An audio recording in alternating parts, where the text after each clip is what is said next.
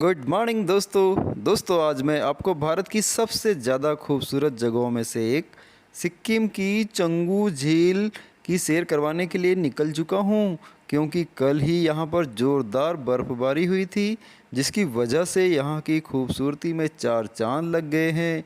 हर तरफ पहाड़ियाँ बर्फ़ से ढकी नज़र आ रही हैं। दोस्तों, चंगू झील भारत के सिक्किम राज्य के पूर्व सिक्किम ज़िले में स्थित एक झील है। 3780 मीटर की ऊंचाई पर स्थित इस झील का पानी पास के ही ग्लेशियर से आता है। यह सिक्किम की प्रांतीय राजधानी गंगटोक से 40 किलोमीटर की दूरी पर स्थित है।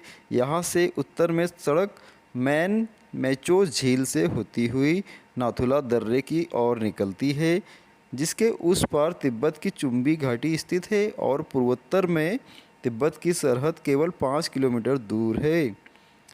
सर्दियों में इस झील की सतह जम जाती है। दोस्तों, ऊंचाई पर स्थित झीलों की मोहक खूबसूरती की बात ही कुछ अलग होती है। यहाँ पहुँचने वाले पर्यटकों के लिए ये ऐसे दृश्य का निर्माण करते हैं जहाँ की खूबसूरती निहार पर्यटक पूरी तरह से उसी में समा जाते हैं।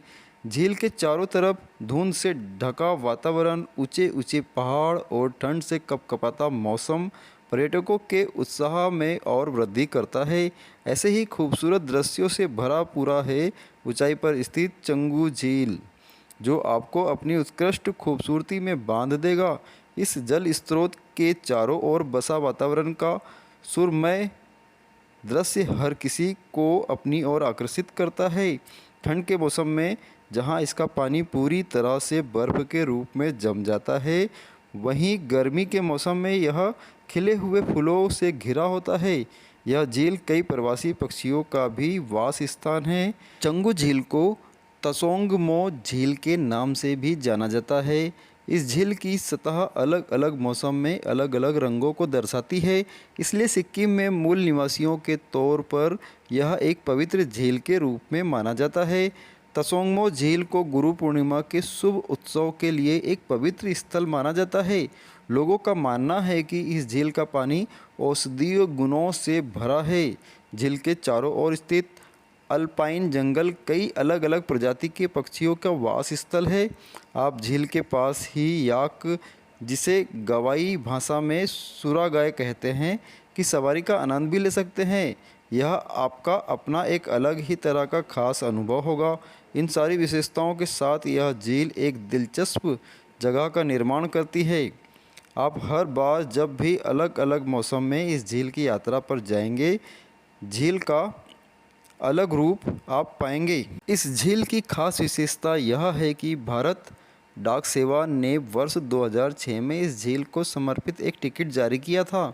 आमतौर पर लोग तसोंगमो झील की यात्रा नाथुला पास की यात्रा के दौरान भी कर सकते हैं। यह झील गंगटोक नाथुला हाईवे पर ही गंगटोक से लगभग 40 किलोमीटर की दूरी पर स्थित है। आप अपनी इस यात्रा में सबसे पहले नाथुला दर्रे की यात्रा भी कर सकते हैं और उसके बाद वापस लौटते हुए तसोंगमो झील की यात्रा। नाथुला दर्रा सिक्किम और चीन के अधीन तिब्बत के स्वायत्त क्षेत्र की सीमा पर एक पहाड़ी पास है। गंगटोक से नाथुला दर्रा की यात्रा भी मंत्रमुग्ध कर देने वाली यात्रा है। यात्रा के दौरान रास्ते में ही आप रुक्मणी प्रताप और कई अन्य ऊंचाई पर स्थित झीलों के नज़ारे का आनंद भी ले सकते हैं। नाथुला दर्रा वास्तव में आपकी आंखों को सुकून पहुंचाने वाले दृश्यों का निर्माण करता है। बर्फ से ढकी चोटियां, कोहरे से ढका परिदृश्य और चारों तरफ अल्पाइन जंगल के खूबसूरत नज़ारे, सच में ये पूरी प्रकृति एक साथ यहीं पर खूबसूरती का सुंदर दृश्य प्रदर्शित करती है।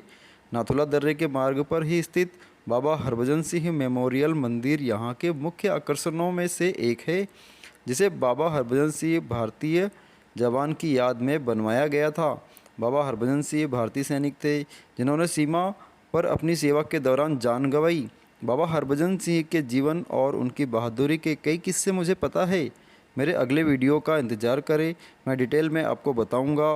दोस्तों, मेरे चैनल को सब्सक्राइब भी ज़रूर करें और नोटिफिकेशन के लिए बेल आइकन भी ज़रूर दबाएं। दोस्तों, अगर आप इस खूबसूरत वादियों के दर्शन करना चाहते हो तो तसोंगमो झील गंगटोक नाथुला हाईवे पर ही स्थित है। आपके लिए अच्छा होगा कि आप गंगटोक से कोई निजी गाड़ी बुक करके इन सौंदर्य की यात्रा पर जाए, जैसा कि यहाँ पर जगह जगह पहाड़ी क्षेत्र है। यहाँ की सड़कें संकीर्ण और उबड़-खाबड़ है और जैसा कि ये हिमालयी क्षेत्र है, इसलिए आप बदलते हुए मौसम के लिए भी अपने आप को तैयार करके जाएँ। तसोंगमो झील सिक्किम की प्रसिद्ध झीलों में से एक है, जो अपने रंग बदलते अद्भुत दृश्य के लिए सबसे ज़्यादा प्रसिद्ध है। इसलिए आपकी यहाँ की एक मज़ेदार यात्रा तो बनती ही है। तो कब प्लान कर रहे हो? दोस्तों कमेंट्स में ज़रूर बताएं। जय हिंद, जय भारत।